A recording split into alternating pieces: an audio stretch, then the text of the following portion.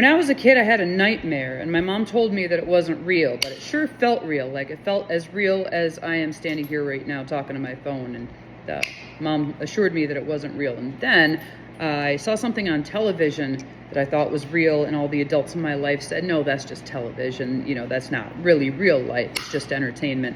Then I saw Jurassic Park, and even though I've never seen a dinosaur, none of us have seen dinosaurs, CGI had me pretty well convinced that that is what Tyrannosaurus Rexes looked like.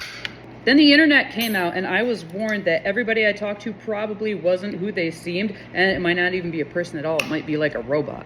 But it sounded really convincing, and then Photoshop became widely available, and I was even like touching up my photos from my prom or homecoming or something to make me a little thinner and a little bustier. And suddenly I knew that they were right, that those Photoshop models weren't real. What you're looking at in photos just is not real. I was doing it myself. Besides, I'd already seen retouched photos from the 1800s where they would do it by hand and use camera tricks. So never really trusted pictures of what I was seeing either.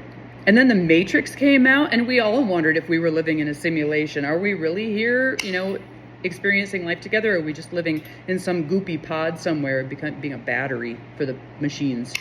Then those Jim Carrey deepfakes came out, and I decided there's nothing on video that I think I could ever trust seeing ever again. So now that AI is here, it's not some shocking revelation, some rupture for me, because I've been living in a continuous credibility collapse since I was born.